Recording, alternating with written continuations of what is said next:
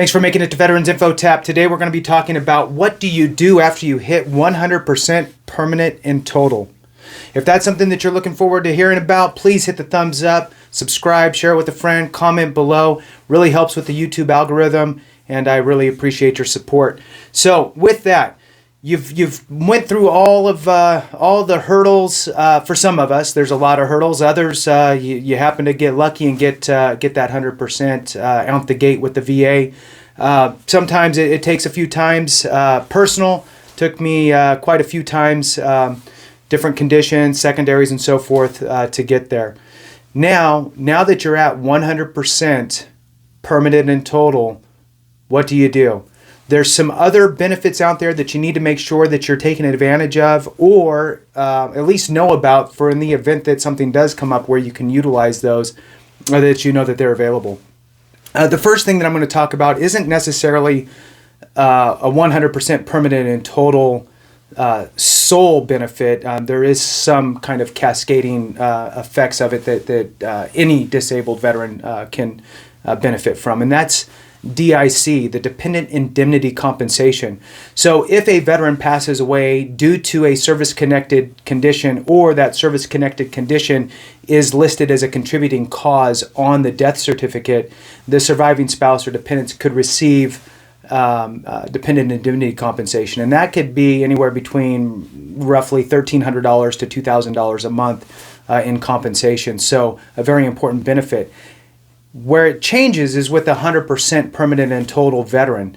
Once you hit 100% with the VA, once you've held that rating for 10 years, once you've had that rating for 10 years, then it's opened up to you could pass away from any condition. So the requirement of having a service-connected condition be part of the factor of the veteran passing away dissolves. That goes away, and you could pass away due to anything, and your surviving spouse or dependent, what have you, would be able to apply for and be granted that dependent indemnity compensation. Again, that's a great benefit out there. So that's one I wanted to talk about.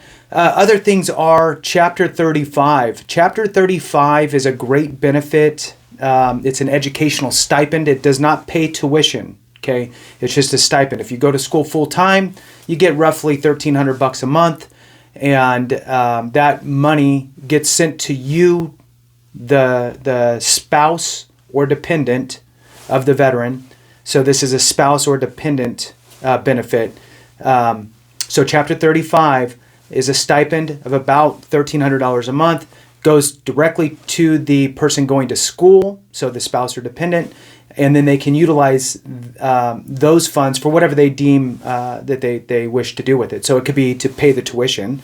Let's say the tuition is $400 a month, or $500 a month, or $300, or whatever it is. The remaining money is that person's to do with as they see fit. So whether it's buy books, buy a car to get back and forth to school. There's a bunch of online educational institutions that also accept this Chapter 35, or Chapter 35 is able to be used with. So you don't necessarily have to go to an actual brick and mortar school, and sometimes that will lower down the cost of the education, which then allows you to keep more money in your pocket. So great benefit, spouses and dependents. Chapter 35. Another one is CHAMP VA. So that's the essentially it's insurance, kind of like a supplemental insurance that your spouse and dependents can apply for through the VA.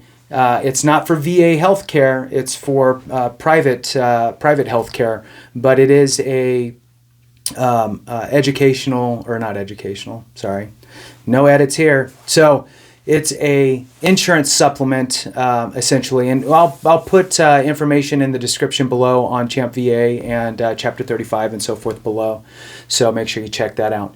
Now, beyond that, there's certain state benefits that you should be looking at. Google search your state and veteran benefits or disabled veteran benefits. There's going to be a whole host of different things, typically. Some of them will be specific to just a disabled veteran in general, and others will have a percentage requirement.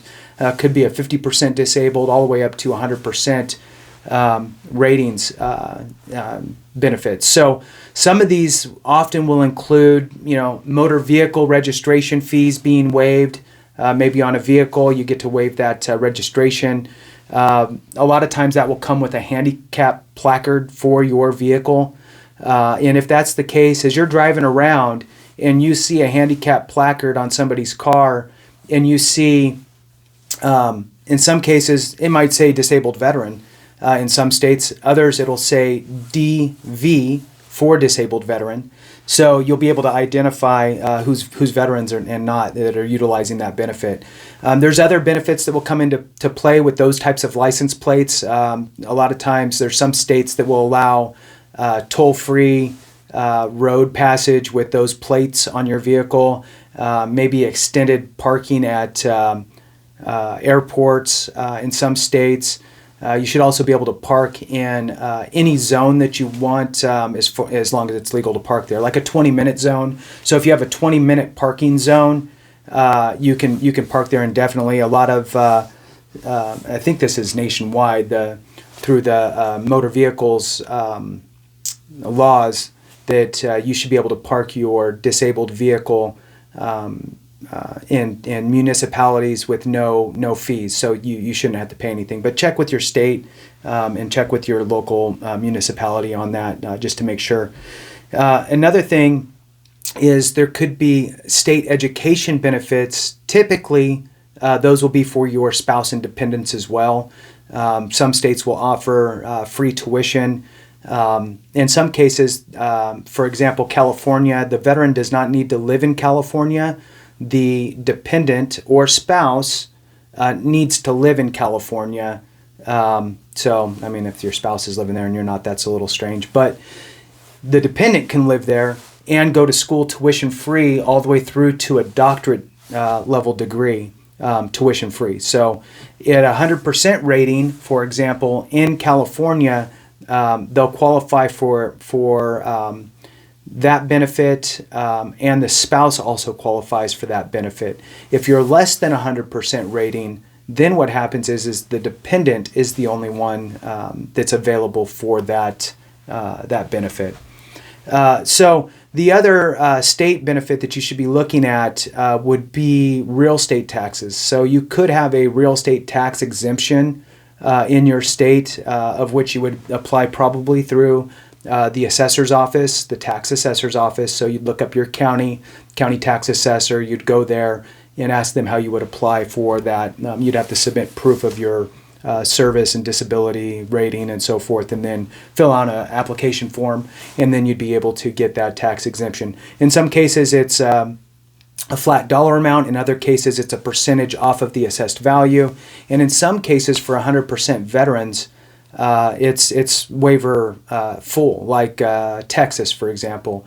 In Texas, if you're a 100% rated veteran, you will pay 0 real estate taxes on your property, which is huge. So make sure that you are capitalizing on all the other fringe benefits on your 100% permanent and total. And with that, we'll go ahead and shut her down here. And hey, remember, if we don't take care of each other, something went wrong. Have a good one.